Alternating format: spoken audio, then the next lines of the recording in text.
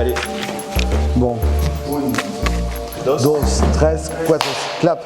Donc je vais prendre cette question très littéralement. Est-ce qu'on peut penser comme un Indien d'Amazonie Mais le présupposé qu'il y a un peu derrière ça, c'est est-ce qu'on peut penser comme quelqu'un qui appartient à une culture différente, à une langue différente, à un contexte social, économique différent. Enfin, c'est un peu tout ça.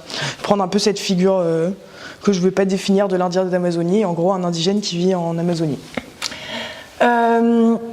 Juste pour commencer cette présentation, je vais faire une petite incursion historique dans les tout premiers temps de la colonisation du Brésil. Donc pas du tout en Amazonie, enfin il y a débat, mais enfin bref, sur la côte littérale du Brésil, l'évangélisation des Tupinambas par les jésuites. Parce qu'il y a déjà un débat de ce type-là, de comment donner conscience d'un objet nouveau à des gens qui n'en ont pas conscience. Cet objet nouveau, c'est Dieu, le Dieu chrétien. Et donc, beaucoup de missionnaires à l'époque écrivent des textes, des enquêtes sur l'organisation sociale des peuples qu'ils rencontrent, qui suivent tous une même organisation, en gros, comment ils s'alimentent, comment ils s'habillent, quelles sont leurs croyances. Et le but de ces textes, c'est de comprendre comment fonctionne un petit peu la société dans laquelle ils débarquent, et à partir de cette compréhension, de trouver par où pouvoir leur faire prendre connaissance de ce Dieu chrétien. Donc, je vais vous donner une citation d'un mec qui s'appelle Fernand Cardim, qui est un missionnaire jésuite du XVIe siècle, qui écrit en 1584 un texte qui s'appelle « Mœurs et coutumes des Indiens du Brésil », et dans lequel il écrit en première page « Ce gentil ne semble posséder aucune connaissance sur la jeunesse du monde. Du déluge, il paraît en avoir entendu parler, mais comme il ne dispose ni d'écriture ni d'alphabet, une telle information est obscure et confuse. Ce gentil n'a aucune connaissance sur son Créateur, ni des choses du ciel, ni s'il existe de la pitié ou de la gloire après la vie. » Donc là, dans ce texte, Fernand Cardim, il part du principe qu'il y a une connaissance, enfin qu'il y a un être objectif, réel, qui est le Dieu créateur, et que son histoire est également objective, mais les Indiens auxquels il a affaire n'en ont jamais entendu parler. Et donc, en fait, ce qui se passe, c'est qu'on va chercher, il dit plus loin, le déluge, donc il en a entendu parler, donc il va chercher dans la mythologie Tupinamba, dans les récits Tupinamba, quels sont les éléments qui semblent faire référence à ce Dieu créateur. Le personnage qu'ils vont trouver, c'est Tupan.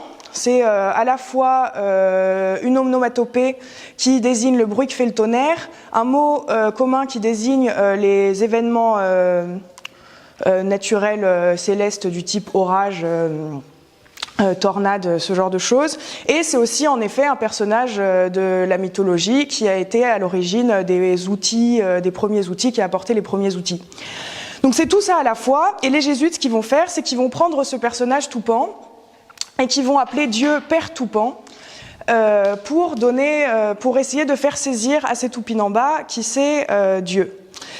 Et à la même époque, il y a d'autres missionnaires, autre part, pas avec les Tupinambas du Brésil, mais il y a d'autres missionnaires qui sont confrontés au même problème, comment faire prendre conscience du Dieu chrétien, les bénédictins, et qui eux vont choisir une autre voie. Ils vont se dire, en fait, si on part du mot qui est présent si on part d'un mot indigène, le problème c'est que on reste dans l'idolâtrie. Tupan, en l'occurrence, il reste le tonnerre, et donc on croit qu'on leur apprend à adorer Dieu, mais en fait on les conforte dans leur adoration du tonnerre.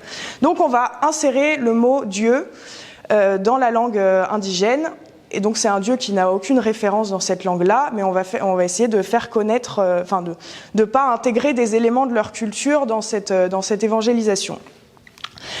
Donc là, on est dans un contexte pratique. Le but, c'est d'évangéliser. Et le but, c'est de sélectionner des éléments culturels pour voir où est-ce que ça peut se rencontrer.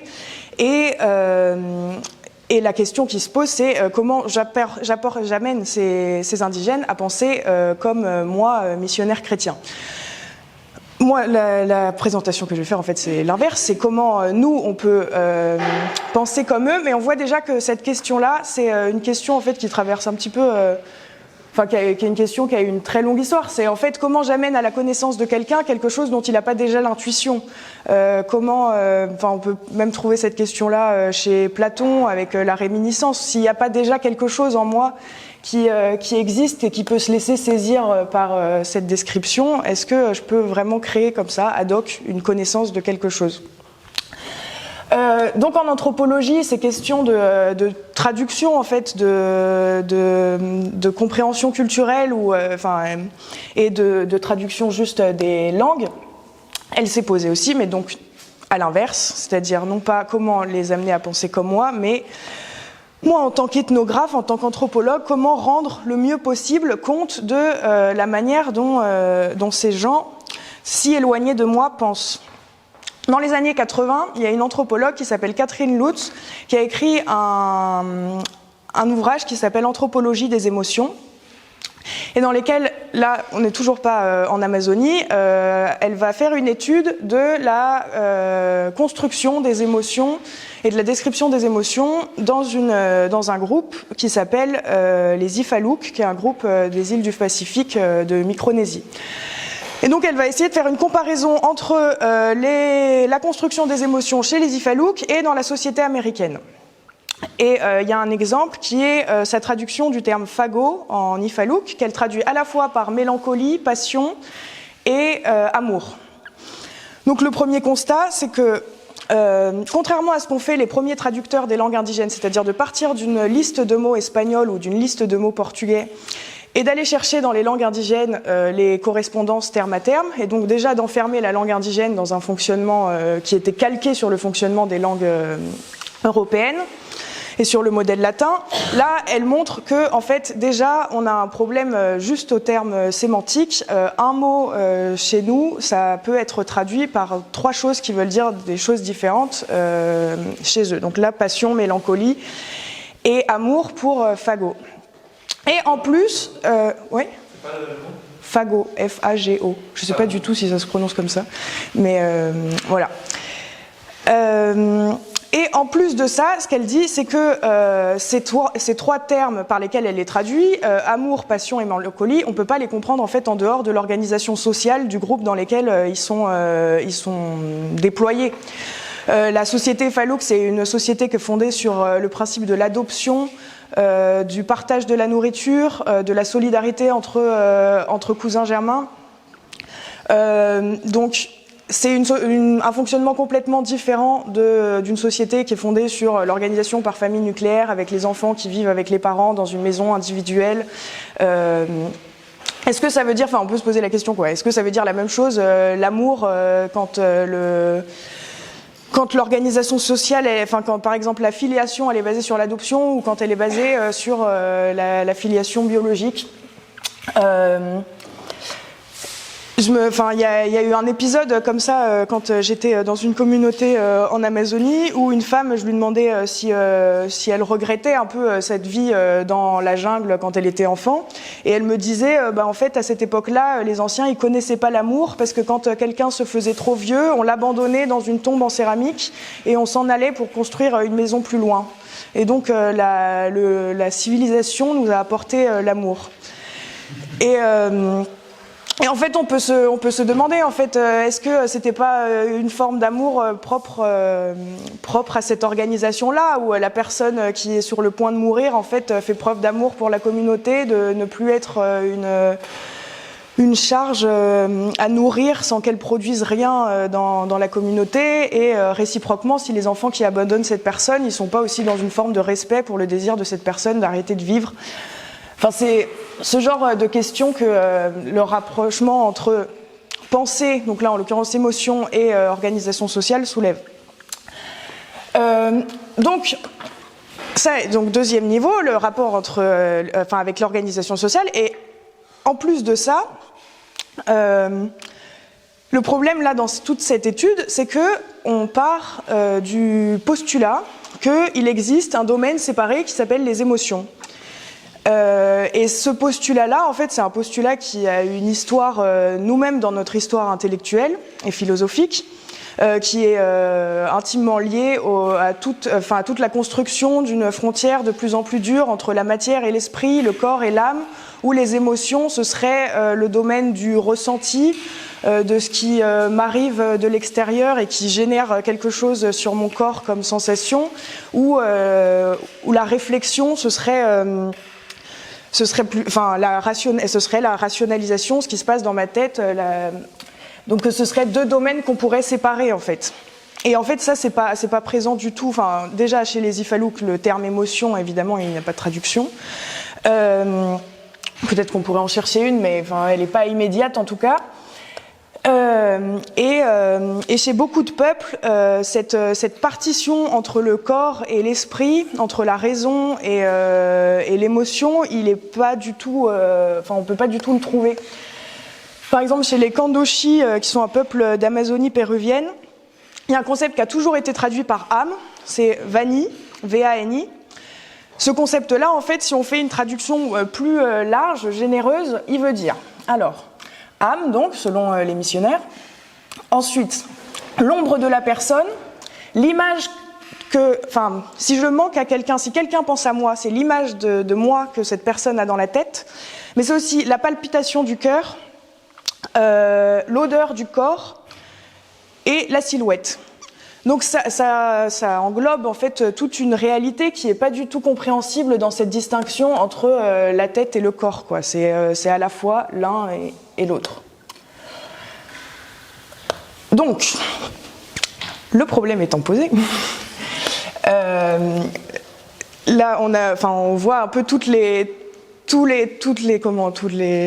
problèmes que ça soulève, le fait que c'est pas du tout instinctif de penser qu'on puisse réussir à comprendre et donc encore moins à se mettre dans la tête de quelqu'un qui n'a pas ni la même organisation sociale, ni la même langue, etc. Donc ce que je vais faire au cours de cet exposé, c'est de vous présenter la manière de répondre à ce problème de deux auteurs anthropologues. Le premier, c'est Claude Lévi-Strauss, et le deuxième, c'est Eduardo Viveros de Castro. Et voilà, je vais juste vous présenter la manière dont, d'après moi, ils répondent à cette question. Est-ce qu'on peut penser comme un Indien d'Amazonie ? Donc, Claude Lévi-Strauss, pour ceux qui ne le connaissent pas, c'est un anthropologue français du XXe siècle qui est une référence en anthropologie. Dans les années 1950, il écrit un texte qui s'appelle « Introduction à l'œuvre de Marcel Mauss », dans lequel il jette un peu la base de lui, sa méthode pour comprendre les sociétés différentes de la sienne, sa méthode de l'anthropologie.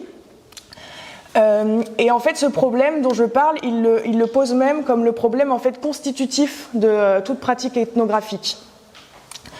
Il écrit dans ce texte: le risque tragique qui guette toujours l'ethnographe est d'être la victime d'un malentendu. C'est-à-dire que l'appréhension subjective à laquelle il est parvenu ne présente avec celle de l'indigène aucun point commun. Cette difficulté serait insoluble si les subjectivités étant, par hypothèse, incomparables et incommunicables, si l'opposition entre moi et autrui ne pouvait être surmontée sur un terrain qui est aussi celui où l'objectif et le subjectif se rencontrent, nous voulons dire l'inconscient. Donc, en gros, ce qu'il explique dans cette citation, c'est que quand je suis face à quelqu'un d'autre et que j'essaye de comprendre ce qu'il est en train de me raconter, ça se passe tous les jours dans notre vie de tous les jours. Si quelqu'un me raconte, je sais pas pourquoi il se sent pas bien ou pourquoi il se sent bien, ça nous arrive tout le temps de dire ah oui, ce que tu veux dire c'est ça, et où en fait la personne en face nous dit non pas du tout, et elle réexplique avec un exemple, et puis à force d'échanger comme ça, on va essayer d'arriver à un point commun où on se dit bon c'est bon, j'ai à peu près compris ce que la personne est en train de me raconter. Et donc l'idée c'est que quand un autre me parle, son discours il va évoquer des choses, et sur ces choses-là en fait je peux tout à fait plaquer moi ma propre interprétation de ce que cette personne dit, sans que je sois absolument en accord avec ce que cette personne voulait effectivement dire. Dans le cas de l'anthropologie, le problème supplémentaire qui se pose, je pense que c'est très lié au type d'anthropologie que pratique Lévi-Strauss à cette époque, c'est-à-dire que c'est des terrains très courts où le but est juste d'obtenir une collection de mythes ou de descriptions de rituels et donc après, une fois qu'on analyse ce matériel, on n'est plus en présence des indigènes. On va pas demander est-ce que, enfin, ça, t'as fait ça pour ça, et essayer de trouver ce point commun d'accord. C'est une analyse a posteriori et aussi beaucoup d'analyses sur des textes qui sont déjà écrits. Et puis l'autre problème, c'est que souvent quand on agit au sein d'une culture, on ne sait pas pourquoi on fait les choses. Si je vous demande pourquoi c'est pas bien, par exemple, de tuer quelqu'un, parce que c'est mal. Enfin, il n'y a pas nécessairement une réflexivité du sujet sur pourquoi dans telle société tu agis de telle manière, en fait. Et pour Lévi-Strauss, il est très clair que l'anthropologue, il est justement dans la position privilégiée pour comprendre pourquoi les gens font ce qu'ils font et disent ce qu'ils disent, parce que justement, il n'a pas cette implication directement dans la pratique. Donc, ce que pense Lévi-Strauss, c'est qu'en fait, si on veut penser qu'on comprend une culture autre, on ne peut pas le faire à travers les discours, à travers l'étude des discours de ces gens-là. Il faut supposer qu'il y a quelque chose qui regroupe tout le monde sur un socle commun, et ce quelque chose qui regroupe tout le monde, d'après lui, c'est le niveau de l'inconscient. C'est-à-dire ce niveau où il y a des règles qui ordonnent l'esprit humain et les modes de s'organiser, enfin les possibilités de s'organiser des humains. Il y a un nombre fini de règles qui donnent un nombre fini d'organisations possibles. Et c'est ces règles-là en fait qu'il faut retrouver à travers la comparaison. Donc, en comparant différentes cultures, au-delà des différences, je vais essayer de retrouver les points qui font que, en fait, ça fonctionne un peu pareil à la racine. Donc en fait, ce qu'on voit, c'est que dans cette réponse de Claude Lévi-Strauss à la question que je posais au départ, c'est un peu une réponse du type, en fait, est-ce qu'on peut penser comme eux ? En fait, si on y réfléchit bien, on pense tous comme eux, juste on s'en rend pas compte parce que les objets qui apparaissent à notre conscience sont différents. Mais en fait, les mécanismes qui structurent notre manière de penser au départ, c'est un peu fondamentalement les mêmes. Il écrit notamment « Ce qui fait l'originalité de chacune des cultures réside dans sa façon particulière de résoudre des problèmes, de mettre en perspective des valeurs qui sont approximativement les mêmes pour tous les hommes. Car tous les hommes, sans exception, possèdent une langue, des techniques, un art, des connaissances de type scientifique, des croyances religieuses, une organisation sociale, économique et politique. » Donc, ces règles, je vais vous donner des exemples de ces règles inconscientes qui font que finalement, nos structures de pensée et d'organisation sont assez similaires. Donc là, je sors de Lévi-Strauss. Il y a Maurice Godelier qui utilise cette méthode-là, qui a écrit un bouquin récemment qui s'appelle « La mort et ses au-delà ». Et donc, à travers toute la diversité des cultures, enfin des rites funéraires qu'il peut observer dans plein de cultures différentes, il va arriver à une conclusion qui est, en fait, il y a un invariant, malgré toute la diversité de ces rites funéraires. Cet invariant, c'est que systématiquement, il va y avoir justement un rite funéraire. Systématiquement, dans toute société humaine, la mort pose question et donc on va accompagner le défunt dans une autre vie. Et son autre conclusion, c'est ça, c'est que dans aucune société, la mort ne s'oppose réellement à la vie. Il y a toujours une vie après la mort. Donc c'est plutôt un accompagnement dans une autre vie que la signature d'une coupure radicale d'une fin de vie. Donc ce sera un petit peu ça, ces invariances. Et en fait, on a tous donné des réponses différentes à ce problème fondamental, mais en fait, ce problème fondamental, il nous structure tous. On pense tous... la mort est dans toutes les cultures quelque chose qui est un problème existentiel et partout, elle n'est pas pensée en opposition à la vie. Oui ? Mais par exemple, si on imagine une communauté d'épicuriens qui disent la mort n'est rien, etc., qui pensent que c'est juste la proposition matérielle, qui n'a pas de persistance de rien d'autre que le souvenir dans les corps. Faudrait voir si les épicuriens...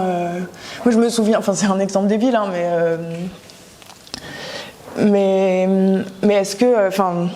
Je sais pas, je connais pas de gens qui se font pas enterrer. Ou qui n'ont pas un acte. Donc ces épicuriens, il faudrait voir ce qu'ils faisaient effectivement à la fin de leur vie. Mais on peut faire une distinction entre enterrer un corps ou même le brûler et concevoir qu'après avoir brûlé ou enterré, il va continuer à exister après la mort. Ouais, tu peux, mais je pense que tu peux aussi dire que même si tu considères qu'il est plus là, t'as quand même un discours qui est... Je sais pas comment pensent les épicuriens, mais je pense que tu peux toujours récupérer le truc à un moment en disant mais en fait il survit dans la mémoire, il survit dans la pensée. Et quand c'est des guerres d'extermination, quand une culture vient exterminer une autre culture et faire disparaître les cadavres et leurs souvenirs, quand le génocide s'accompagne de l'ethnocide ou inversement. On ça nie l'humanité. On nie. Oui, c'est ça, c'est des humains, c'est pas des hommes. Ok. C'est clairement pas des hommes, quoi. Quoi? C'est pas des hommes, c'est ce genre. D'accord. Mais oui, sans doute, en fait, c'est ça la grande critique qui est faite à l'anthropologie structurelle, c'est de dire, en fait, vous définissez des invariants, mais ces invariants, ils n'existent pas. Ils n'existent pas parce qu'il y a toujours un endroit où ça marche pas. Et c'est une des critiques qui a été faite à toute l'anthropologie structurelle. Si ça marche à 99%, c'est quand même déjà pas mal. Non, mais c'est sur l'interprétation, par exemple, tu peux concevoir qu'on enterre les corps parce que ça sent mauvais, ça se décompose, ça fait des bactéries, des maladies, et pas parce qu'il y a une vie après le corps. Ah oui. Tu vois, et ce que j'ai compris, c'est qu'en pratique, il n'y a pas beaucoup de communautés d'épicuriens et qu'il y a beaucoup de personnes qui ont des... Non, mais voilà, c'est... Ouais, non, mais intéressant. Je sais pas, je regarde pas du tout l'heure. Hein, ok. Et donc concernant le sujet de la pensée, il y a Lévi-Strauss toujours qui a écrit ce bouquin qui s'appelle La pensée sauvage, que j'ai pas tout compris au bouquin, mais en gros l'idée c'est que, dans ce livre, il va faire une critique de ce qu'on appelle à l'époque le totémisme, du fait de regrouper sous le terme de totémisme un certain nombre d'institutions. En gros, c'est quoi ces institutions? C'est l'idée que dans beaucoup de groupes qu'on appelle primitifs à l'époque, on va séparer les groupes, les humains en différents groupes, en disant ce groupe-là, il est dans un rapport de filiation avec l'ours, et puis ce groupe-là, il est dans un rapport de filiation avec le saumon, et on va organiser les groupes humains comme ça. Et donc la lecture qui est faite de ce phénomène-là, qui est assez commun dans plein d'ethnies du monde, c'est de dire, en fait, ces gens-là sont complètement irrationnels, ils s'imaginent vivre dans une espèce de monde où il n'y a pas de distinction biologique entre les espèces et les hommes, où on peut avoir ils n'ont pas du tout compris qu'on ne pouvait pas descendre d'un aigle, qu'on ne pouvait pas descendre d'un ours. Donc il y a une lecture très méprisante qui est faite comme ça d'une philosophie primitive qui serait complètement imaginaire, qui serait dans un délire imaginaire commun.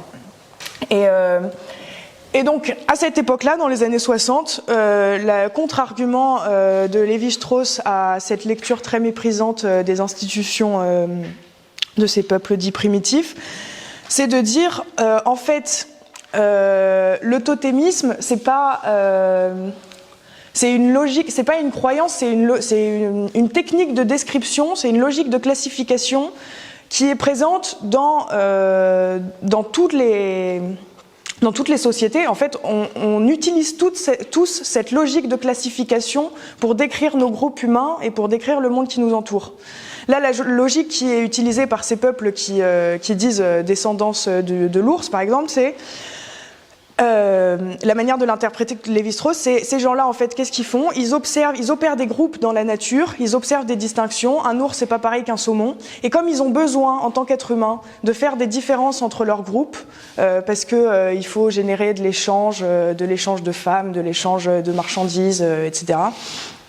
parce que c'est une nécessité des humains de s'organiser, d'organiser les différences. Ils vont utiliser ces différences observées dans la nature pour se décrire eux-mêmes. Et donc, ils sont pas du tout dans un délire, ils sont dans une nécessité humaine d'organiser le réel. Il faut faire des catégories. La seule distinction entre la pensée sauvage et la pensée scientifique, d'après Lévi-Strauss, c'est que la pensée scientifique, elle va circonscrire le besoin de détermination à un domaine. On va penser la détermination dans le domaine mathématique, par exemple, et puis à côté, enfin, on va pas faire une espèce de classification exponentielle où il faut que tout ait un lien avec tout, enfin que tout soit dans cette organisation unifiée, quoi.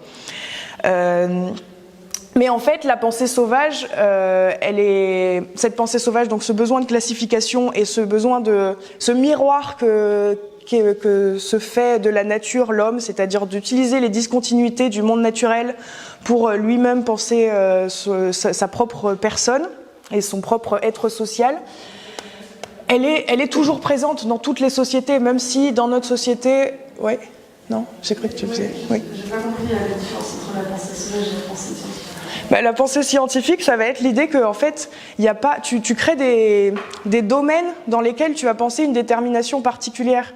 Par exemple, tu vas dire, bon, la sociologie, elle s'occupe des déterminations sociales, donc la reproduction sociale, etc. Mais il n'y a pas de lien entre ça et la détermination physique. Enfin, il y a d'autres règles. Alors que dans la pensée sauvage, tu vas passer du domaine de l'observation avec les animaux à l'interprétation des rêves, à la classification naturelle des différentes espèces que tu peux manger et pas manger. Enfin, c'est un peu, en fait, dans l'exposé de Blaise, il y a un moment, il parlait de cette phrase-là, c'était quoi, un sorcier se prépare à mourir, ça déclenche des ouragans. C'est cette idée que, dans la pensée scientifique, tu vas compartimenter le domaine des événements cosmiques et puis le domaine biologique de la mort physique du sorcier, quoi. Donc tu sépares, c'est pas les mêmes causalités. Dans la pensée sauvage, tout doit avoir une cause et sa cause, elle doit être dans d'autres domaines. Mais peut-être, en fait, moi, c'est comme ça que je comprends ce que dit Lévi-Strauss, mais je suis pas du tout sûre d'avoir compris ce livre, quoi. Et la distinction qu'il fait aussi, c'est entre bricolage et le travail de l'ingénieur. Genre, en gros, la pensée sauvage, elle bricole avec ce qu'elle trouve. Oui, c'est ça. Empirique, vernaculaire. Elle colle des trucs ensemble, elle fait des analogies, etc. Mais c'est quand même une classification, une pensée empirique, c'est quand même un truc qui aboutit à des choses. Elle est la pensée d'ingénieur, elle crée un modèle, elle rase tout, genre elle fait une table rase, elle crée un modèle abstrait, puis après elle essaie de redéterminer dans le réel des liens entre des choses, etc. Voilà. Oui. Très rapidement. Et l'abeille, en gros, a servi à comprendre tous les systèmes politiques, de la République au communisme, en passant par la monarchie. Et... oui, le petit animal. Et toujours avec, en prêtant des valeurs humaines à cette abeille, quoi. C'est un animal vertueux, c'est un animal loyal, un animal dévoué à sa communauté, un animal chaste.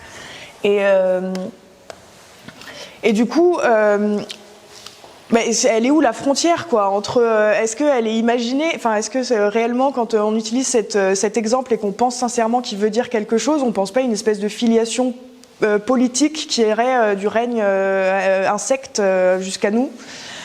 Il y a plein d'exemples, en fait, comme ça, où on peut penser cette espèce de classification qu'on pourrait dire délirante quand on en juge d'autres, mais quand on parle de nous, ça nous paraît pas si délirant. Les totems nationaux, on en parlait avec Blaise aussi, mais du coup le coq pour les Français, qui est quelque chose qui je sais pas, on ressent en fait quelque chose de l'ordre de mais oui, c'est vrai, le coq est un animal orgueilleux, arrogant, est-ce que les Français on n'est pas un peu comme ça? En tout cas, c'est l'image que ça décrit, et c'est l'image que beaucoup de gens ont de nous en tant que Français, pour avoir pas mal voyagé dans d'autres pays. Donc voilà, il y a un peu en fait, ces logiques là, elles sont, et puis même au niveau de la science, quoi, y a une espèce de frénésie, enfin je ne sais pas si c'est en ce moment ou si ça a toujours lieu, mais de connecter tous les domaines en fait, de penser la détermination biologique en même temps que sociale, politique, mêler l'intime avec le politique, enfin tous ces domaines qui sont petit à petit tous reconnectés les uns entre les autres, en fait, est-ce que ça participe pas aussi de cette pensée sauvage? Et oui, il y a juste une distinction qui fait, enfin pas juste une, il fait plein de distinctions, Lévi-Strauss, entre la pensée sauvage et la pensée domestiquée, il l'appelle. Mais une des distinctions, c'est par contre, même si la logique elle est la même, nous on a des totems vachement humains, quoi. Alors que, enfin là ça va pas du tout avec ce que je disais sur les abeilles, mais en fait, enfin on est quand même dans une référence tout le temps à nous-mêmes. Mais bon, la logique, en gros, c'est la même dans tous les systèmes de pensée, et donc on pense tous un peu pareil, et c'est ça qui va nous permettre de penser de manière différente, de transformer un petit peu nos idées sur le monde, c'est de capter, en fait, grâce à ces ressemblances, d'avoir un regard décalé sur notre propre réalité sociale en se disant « Ah, mais je pensais que ça voulait dire ça, mais en fait, en me comparant à l'autre, je me rends compte que ça a un sens complètement différent ce que je suis en train de faire. » Comme là, par exemple, se dire, mais en fait, est-ce qu'on ne serait pas un peu totémiste dans notre manière d'utiliser les abeilles tout le temps comme exemple?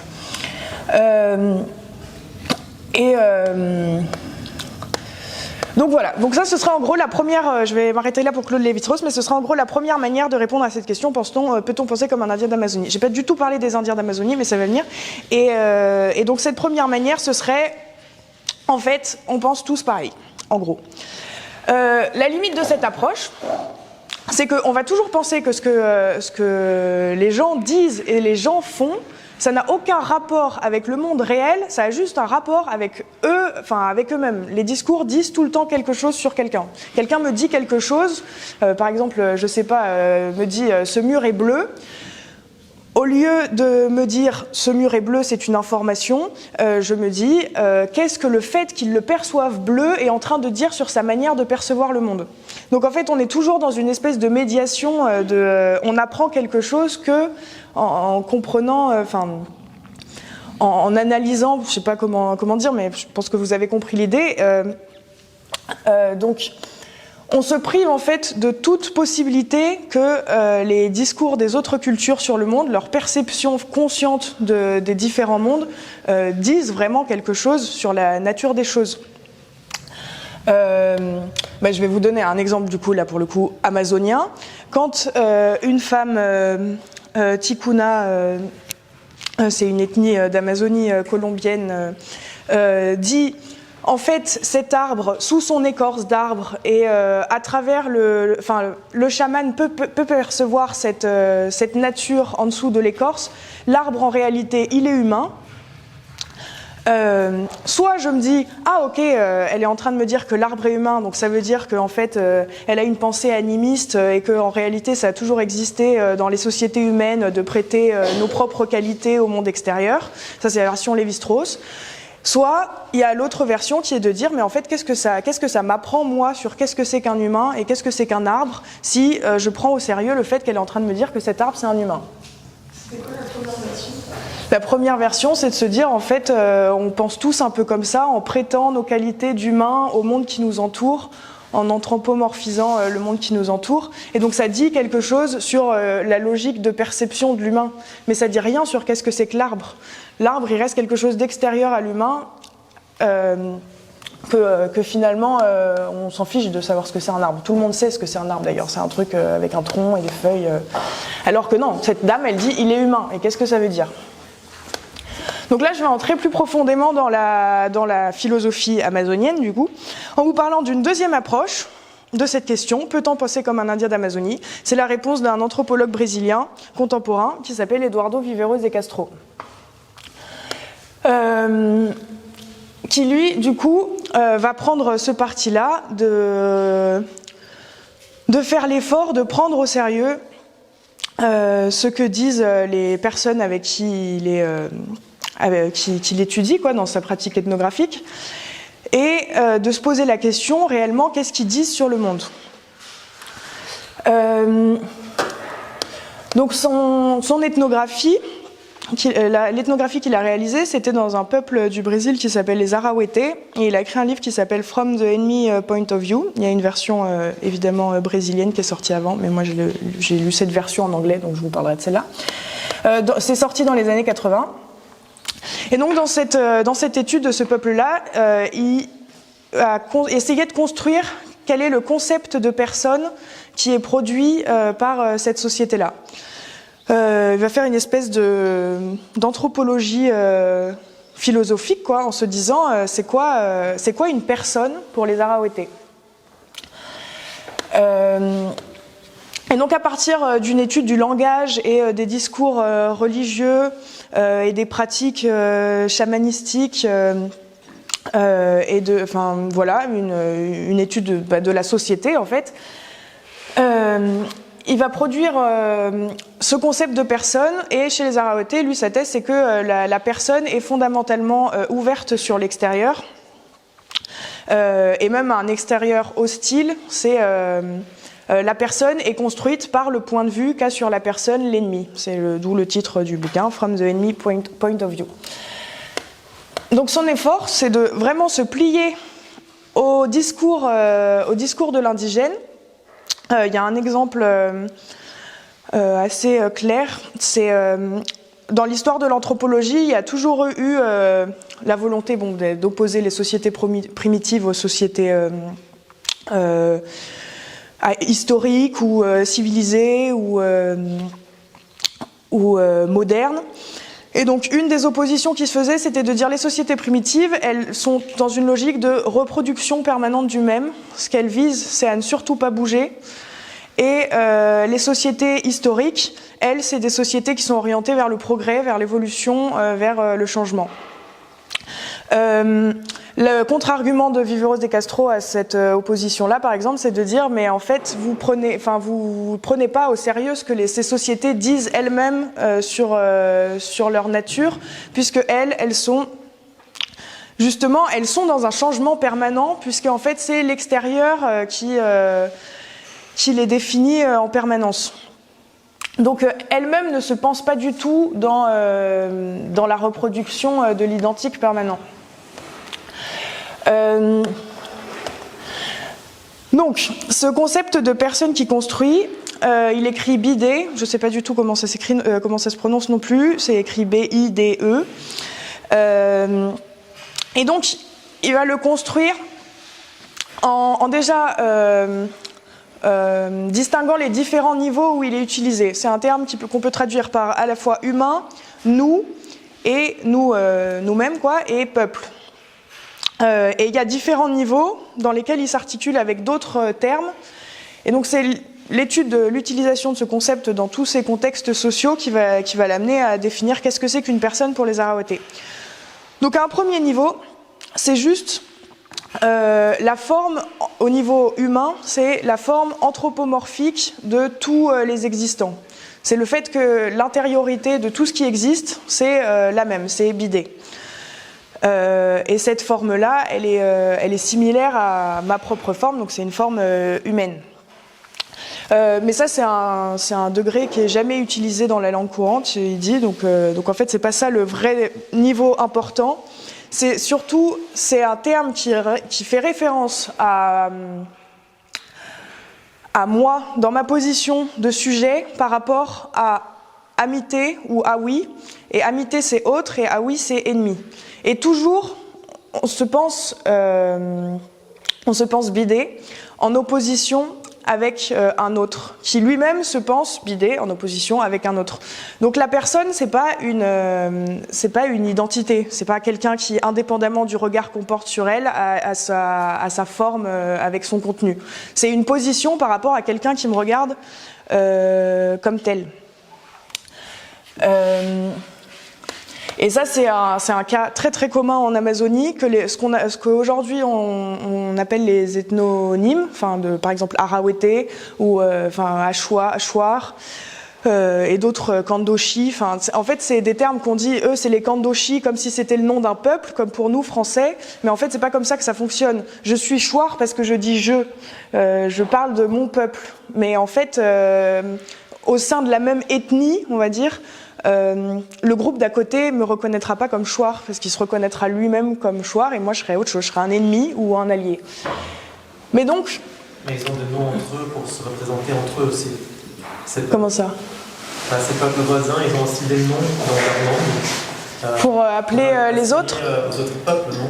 Ben, souvent, c'est des termes qui renvoient au fait que c'est soit des alliés, soit des ennemis. C'est pas un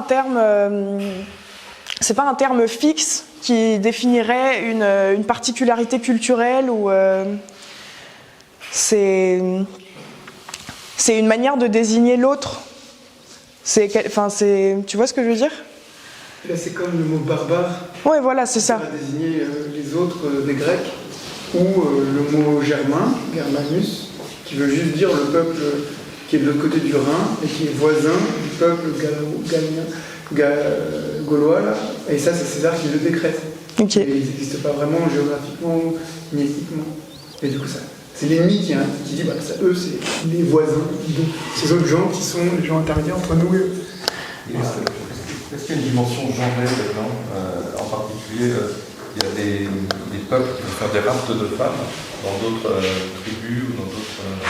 comment est-ce qu'ils parlent de ça en fait? Une dimension genrée de... Est-ce que ça concerne les termes? Ou est-ce que ça concerne les hommes et les femmes? Sur ce truc, cette distinction avec l'ennemi et tout, ça je sais pas du tout répondre, mais il y a un cas... moi, la communauté dans laquelle j'étais, leur langue, en gros, il n'y avait pas 2 genres comme chez nous, il y en avait 5, avec masculin, féminin, choses culturellement signifiantes, choses culturellement insignifiantes et neutres. Et donc, contrairement à notre langue où une chose, elle a un genre qui lui est propre, type la lune c'est féminin, là-bas, en fonction de ce que tu parles, le genre il change. Si tu parles de ton chien, ça va être, ou de ta mère, ça va être culturellement signifiant, c'est quelque chose d'important pour toi. Si tu parles de la mère de quelqu'un d'autre, ce sera peut-être féminin. Enfin, je sais pas exactement comment ça fonctionne, mais en tout cas, le genre, il est pas déterminé par les qualités intrinsèques de l'objet que tu désignes. Il est déterminé par ta relation par rapport à lui. Et c'est comme ça que décrit Viveros de Castro ce qui se passe dans cette manière de percevoir, dans cette conception de la perception. Elle est où la citation? Ce qu'il semble se passer dans le perspectivisme amérindien, c'est que les substances désignées par des substantifs tels que poisson, serpent, hamac ou canoë sont d'une certaine manière conçues comme des pointeurs relationnels, quelque chose à mi-chemin entre un nom et un pronom, un substantif et un déictique. On est le père de quelqu'un seulement dans la mesure où il y a une personne pour qui on est le père. La paternité est une relation, tandis que le fait d'être un poisson est une condition intrinsèque. Dans le perspectivisme amérindien, cependant, une chose n'est poisson qu'en fonction d'une autre personne pour qui elle est poisson. Et donc ça, d'après Viveros de Castro, mais en fait moi je sais pas...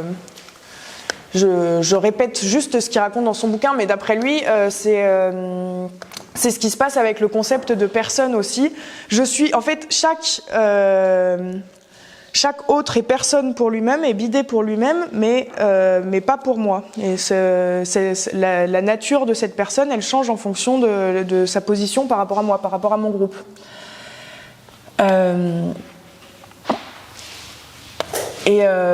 Et donc à partir de ça, et bidé aussi, c'est, les mei, c'est les dieux, les figures divines un peu de ce groupe. Ils sont décrits comme étant les personnes idéales, les bidés idéaux.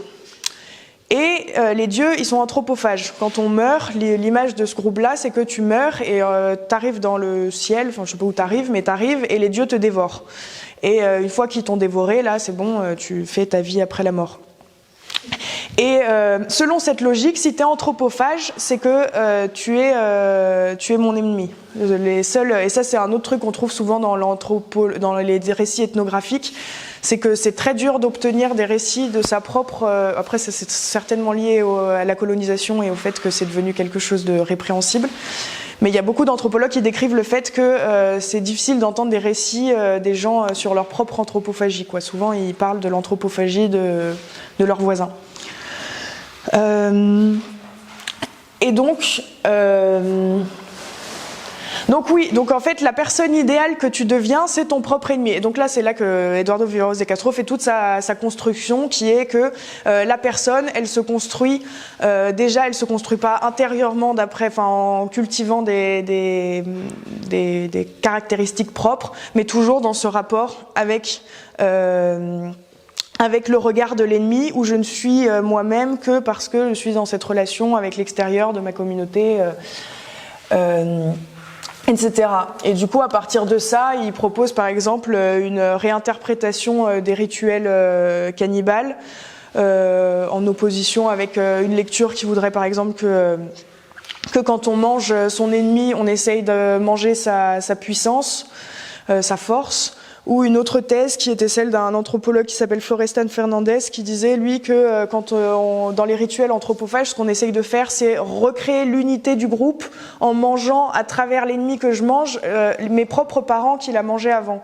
Et donc c'est une espèce de truc de je veux me reconstituer en tant que groupe fermé en récupérant tous mes morts, en les mangeant à travers le fait de manger l'ennemi.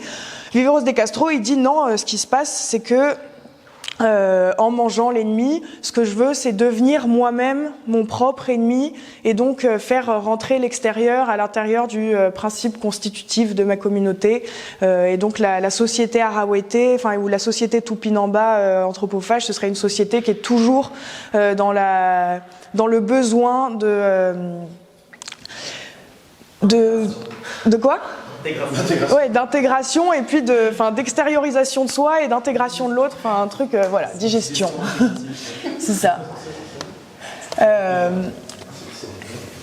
Et donc il écrit que la société, que la cosmopraxis amazonienne est pénétrée d'un devenir autre intrinsèque, dans une référence à Deleuze et Guattari, mais je ne vous parlerai pas spécialement de l'utilisation de Deleuze et Guattari chez cet auteur. Juste donc vous montrer un petit peu les concepts qu'il va construire à partir de son étude de cette conceptualité indigène. Il va essayer de systématiser sous différents concepts les traits distinctifs de cette manière de penser qu'il identifie dans les groupes amazoniens. Bon, c'est pas très clair, des fois c'est les groupes amazoniens, des fois c'est les groupes amérindiens. Donc il va essayer de construire une métaphysique de la prédation, par exemple, qui définit comme une guerre de monde, la guerre de monde qui forme la toile de fond de la cosmopraxis amérindienne. Cette guerre de monde, c'est à partir de cette idée que je suis ce que je suis que en fonction de la personne qui me regarde et qu'il n'y a pas... Tout ça s'inscrit dans une forte valeur attribuée au phénomène de la chasse et de la guerre dans beaucoup de sociétés amazoniennes. Et donc, ça s'inscrit dans une chaîne de prédation où, en gros, pour moi-même, je suis humain, mais pour les autres, je suis soit proie, soit prédateur. Et les autres sont humains pour eux-mêmes, mais moi, je suis soit proie, soit prédateur pour eux. Et donc, personne n'a raison plus que d'autres. Enfin, il y a pas de nature, de qui je suis fondamentalement.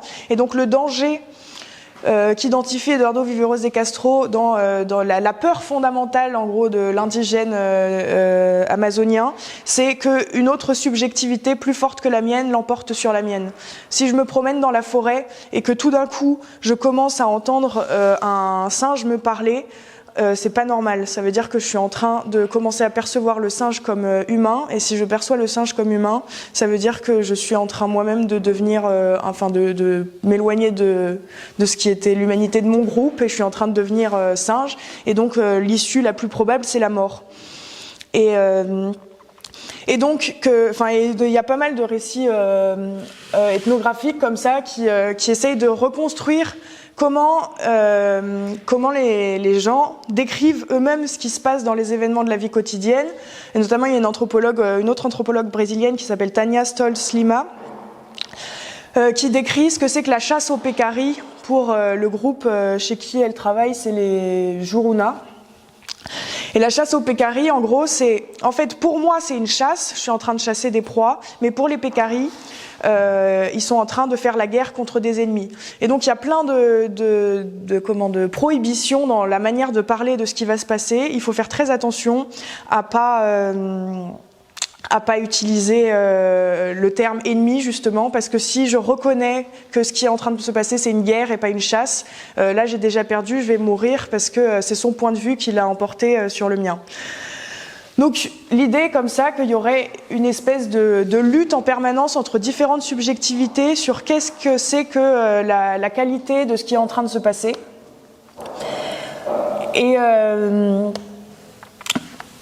Et ça, du coup, ça forme ce qu'il appelle le perspectivisme amérindien, qui serait l'idée justement qu'il n'y a pas de, contrairement à notre cosmopraxis occidentale à nous, il n'y aurait pas de détermination essentielle des objets, que quand et ça marche aussi pour les animaux. Si j'ai déjà dit, mais si le jaguar est en train de boire de la bière de manioc et pour lui c'est de la bière de manioc et que moi en tant qu'humain du coup je vois que c'est du sang, c'est pas plus du sang que de la bière de manioc quoi. Il y a pas de, c'est autant l'un que l'autre. Et donc pour Viveros de Castro, cette logique-là qu'il observe dans les communautés amérindiennes, c'est la logique qui doit, selon lui, donner la méthode, en fait, la nouvelle méthode d'observer les sociétés différentes, c'est-à-dire de se dire ce qu'ils disent sur le monde, c'est super vrai pour pour le monde dans lequel ils vivent, quoi. Il n'y a pas moi qui sais plus que eux sur la nature des objets qu'ils observent. Et du coup, à partir de ce concept de perspectivisme, il va construire celui de multinaturalisme, qui est du coup une opposition entre justement cette idée qu'on a que les objets naturels seraient existants et qu'on viendrait, suivant les cultures, y appliquer des jugements différents. Il va inverser ça. Le multinaturalisme amérindien, ce serait l'idée au contraire qu'on voit tous, on a tous les mêmes valeurs, tout le monde, tous les groupes sont organisés autour de la bière de manioc, de la maison cérémonielle et d'autres éléments culturels comme ça, mais c'est la nature de ces choses-là qui change. Et en effet, c'est assez intéressant comme nouvelle, les nouvelles pistes que ça offre pour l'anthropologie, parce que j'étais partie des émotions et c'est vrai que en fait les anthropologues vont se poser des questions surtout sur ces objets que nous on juge comme culturels, c'est-à-dire les motifs, ce qui est lié à la subjectivité. Et il y a très peu d'études sur le corps, sur la différence parce qu'on part du principe qu'en fait tout le monde sait ce que c'est qu'un corps, alors qu'il y a des perceptions très différentes d'une culture à l'autre. Donc ça ouvre de nouvelles sur la nature aussi. C'est un peu ce qui est en train de se passer aujourd'hui. On a toujours pensé que ces peuples-là se construisaient en opposition à une nature, mais ce que nous, en fait, on juge comme ce qui est la nature, qui pour eux est pas du tout la nature au même sens qu'elle est pour nous, puisque c'est domestiqué par des esprits.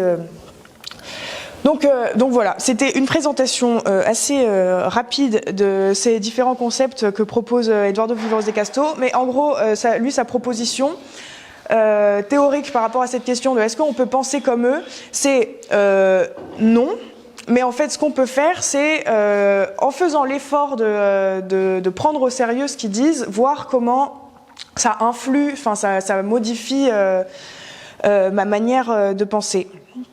Et donc j'ai pas directement accès à eux, leur discours, mais par contre les concepts que je crée, par exemple multinaturalisme, son hypothèse c'est que ces concepts-là ils sont réellement influencés par quelque chose qui est différent, qui est leur pensée, et donc on peut faire cet effort de se plier à cette différence. Je peux m'arrêter là, ça fait longtemps que je parle, non? Non, mais c'est bon. Juste un exemple que je trouve marrant du coup de l'utilité directe de cette méthode-là. Il y a il y a un chaman Yanomami qui s'appelle David Kopenawa. Et Yanomami, c'est un peuple Venezuela, Brésil. Et il a écrit un énorme bouquin dans lequel il décrit un petit peu sa concept, enfin un bouquin de philo, quoi. Et dans ce livre-là, il dit nous n'utilisons pas la parole environnement. Environnement en portugais, c'est meio ambiente, donc c'est l'idée d'une demi. Je sais pas, demi. Non, c'est pas demi, c'est milieu. Ouais, milieu. Environnemental. Ok, milieu environnemental, ok, ambiant. Donc nous n'utilisons pas la parole environnement, on dit seulement que l'on veut protéger la forêt entière. Environnement, c'est la parole d'autres gens, c'est une parole des Blancs. Ce que vous nommez l'environnement, c'est ce qui reste de ce que vous avez détruit. Et pareil sur l'écologie, il dit à un moment, avant nous ne pensions pas nous allons protéger la forêt, nous pensions que les esprits chamaniques Shairibé nous protégeaient. Voilà tout. Ce sont les Shaibiribé qui possédaient les premiers l'écologie. Ils chassent les esprits maléfiques, empêchent la pluie de tomber sans arrêt, font taire le tonnerre. Et lorsque le ciel menace de s'effondrer, ce sont eux qui parlent l'écologie.